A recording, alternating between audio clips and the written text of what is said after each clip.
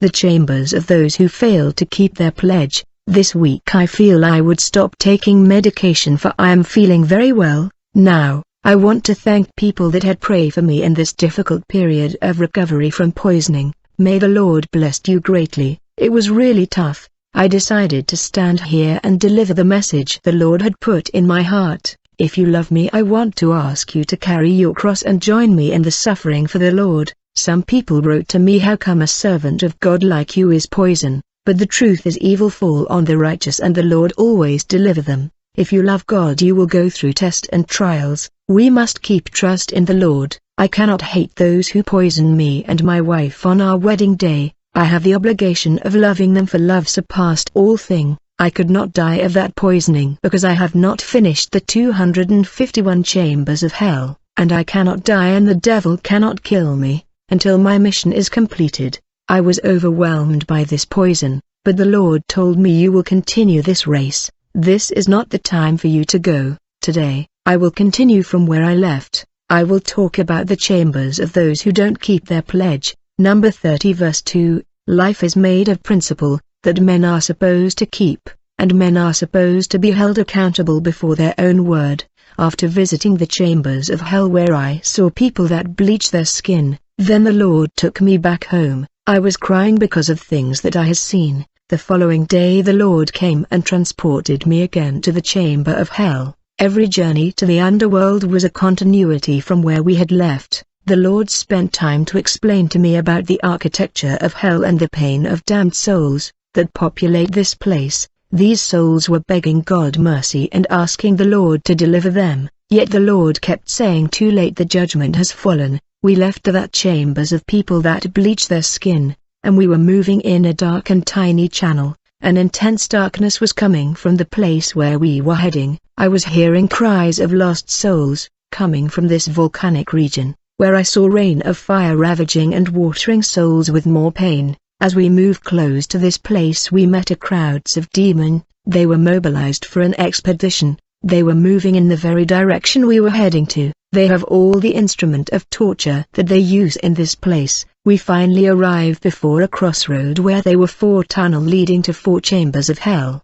There was hot mud in these direction. We took the left direction up to the end of the tunnel, where I saw a prison gate. There were numbers written on it. There was an inscription that said, the chambers of those who did not keep their commitment and pledge. It was scary, and I said, even these things lead to hell. The gate was releasing woe and such wickedness. The Lord said, the time of settling account has come. Tell my people to arrange their ways. Whatever people do on the earth they will give account to the Creator. My dear brother, you want to enjoy this life, you must know that death is calling, and one day we shall face the judgment of the Lord. Then we finally got in this chambers of hell. The Lord said, over here you shall see great torment that you have never seen. My brother, whatever I saw here was unbearable, for the punishment was beyond human reasoning. I cannot find appropriate vocabulary to express pain that I saw in this place, for it was beyond human reason. I saw fire coming from all direction. Fire was rising and producing lightning. Brightening hail were falling. It was a painful horror to behold. Damned souls were crying bitterly. The Lord said, all these people that you have seen have committed diverse sin, and he showed me the list on the board. The first sin was those who don't keep their commitment, then those who abuse the trust given to them, those who did not respect their words for they did not keep what they said, those who did not respect the deadline of their commitment, those who have give up on assuming their responsibility, they failed to do their task. All these sins were written on a rock that was burning. After reading the list we turned around to observe the landscape. I saw numerous souls of men in the flame, and they were chained all over their body. These people that have lived on the earth like you and me, some were seated on the ground, others were in pit of fire. They were covered by fire and they screamed intensely, and there was no way to breathe in this fire. They were begging for God mercy, and the sound of their voices was disturbing, for they pierced my ears. The torment was terrible. I saw a man in torment with a chain on his neck. It was big. Demons had pierced his tongue, and they have introduced a chain in his tongue, and they were pulling him all over the place. His torment was unbearable, and I saw hail falling on him. All these souls were tormented by demon. This was the worst torment I have ever seen in hell. They were begging the Lord, This man said to the Lord, "My torment was unbearable." The man kept saying, "Lord, my torment is unbearable." The Lord looked at him with mercy and empathy and told him, "You have abused the trust that was given to you. You had people who trusted you." He told the Lord, "But I did that on their back and they knew nothing." The Lord said to him, "I am the one who weigh the ways of men." Then the Lord looked at me and said, "You see this young man, his brother had no one to take care of his place, for he always go to work, and he called him to come and look after his place, but he took that opportunity to call his friend and girl's friend to have sex in the bed of his brother. He committed all kind of debauchery. When his brother caught him in the act with his girlfriends, he rebuked him with anger. This man humbled himself and apologized, promising not to do it again. His brother told him, "I forgive you, but don't profit from my absence to make my house a place where you will commit evil, and don't bring your girl's friends here anymore." This man made a commitment not to do it again. He gave his word to his brother, but he failed to keep his word, for he kept bringing his girlfriend despite his words to his big brother. He broke his pledge, and when he died he fell in this place. He was in torment with millions of souls that broke their pledge. Brother, we must be very careful, for on the day of judgment people will give account for all empty words that they have spoken. Through your word you will be justified and condemned. After this man there was another soul that was crying. He had a chain on his leg. There was money that was condemning him and claiming justice, for in hell everything talk and condemn people. I asked the Lord, "How did these souls ended up here?" The Lord said, "When this man was on the land, he was making promises all the times to people, but he was failing to fulfill his promise. He promised money to a lot of people. When you are unable to keep your promise, don't say vain words. That will serve as evidence of your condemnation." This man was promising money and he was failing to fulfill the promise. The Lord showed me a man called Micah, from the African country of Guinea. I said, "Lord, what has he done?" The Lord said, "This man was a member of a church where the pastor was making a call for donation, for the church was to be built. Many people stepped forward to get an envelope. He also went forward and took an envelope. He has accepted the commitment that was supposed to be met in a period of 3 months. However, he faced difficulty in his business. He was unable to meet his pledge and he was unable to meet the deadline." My brother, if you are in this situation, where you have been in many churches, where you took envelope and made pledge, you made useless commitment in different churches knowing that you have no capacity to fulfill them, you got to confess. This man failed to meet the pastor and tell him that he had trouble in his business so that he can pay after the deadline. He never done that.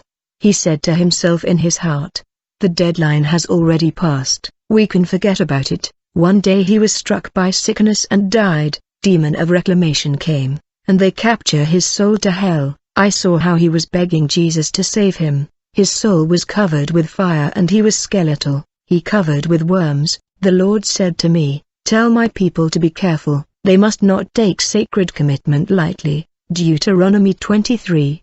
But if you refrain from making a vow, you will not be guilty of sin. Be careful to follow through on what comes from your lips, because you have freely vowed to the Lord your God with your own mouth. My brother, as far as the eyes could see, I saw a soul that was in torment. He kept saying, "I forgot to do, I forgot," and he cried bitterly, for he was tormented by a group of demons. I heard the chief of demons saying to him, "We are doing this to you to remind you your pledge, so that you will not forget next time, when you make a pledge, when you will return to earth." They said this to mock him. The torment was so scary that I held the Lord's hand strongly. I said, "Lord, what has he done?" The Lord said, "He promised to buy a guitar for his church." He said to the pastor, "I will buy the church a guitar if your God hear my prayer, for my sister is in Europe and she has promised to get me to travel to Europe. When the Lord take me there in Europe, I will buy the church a guitar." When this man he got to Europe, he failed to buy the church the guitar. I saw that the guitar that was attached on his soul. The Lord said, "Tell my people to deal with their pledge, tell them to always fulfill their sacred commitment." The pain inflicted on these souls by demons was inexplicable. The Lord showed me a woman in torment. The Lord said, she took a commitment to pay tithe, and he was sending his tithe to the pastor every month. She was faithful in her commitment. Then she began to encounter financial trouble. She called the pastor for prayer. but the latter did not come for he was busy. Since the pastor could not come to her place, nevertheless he was praying for her, and despite the fact that the pastor did not come, this sister prayed by herself. The sister did not know that the pastor was praying for her at home, but the lady said to herself, I am sending him tithe every month, but when I need his support in prayer he won't help me with prayer. From now on, I will not send him tithe anymore. She decided not to give tithe anymore, yet the pastor was praying for her. When she died she fell here. I saw demon tormenting. The cries of lost soul in torment was unbearable. I heard a man who was crying. The Lord said to him, look at the place you have fallen. You were making so many promises to people, giving them hope, but you have failed to keep your promise. I rebuked you through your consciousness, telling you to avoid dishonesty. If only you could hear my voice. The man said, Lord, I understand and I repent. The Lord said, it's too late. Every man will bear the weight of his sin. The body that contains sin will suffer and will be burned by the fire of hell. Then I saw another man in the torment. The Lord said, one day his friend came to visit him, for he needed money, and he promised to give his friend $600. When the money was available he informed his wife that he was about to lend his friend $600. As soon as his wife learned that news she opposed him, and he preferred to listen to his wife despite the pledge he made to his friend, yet his friend was in need. I tried to tell him to keep his promise to his friend, but he ignored my voice. When he died and he came here in this place of humiliation, for he humiliated his friend, I could see millions of souls in their pit in this place. It was then I saw demon of hell that were dressed like doctor, nurse, mechanic. They were dressed like workers and employees of company. They transported countless souls of men and they made them sit on burning stones that were burning them. A man was made to see on a rock that had a hole and his feet was buried in the fire and lava was consuming him.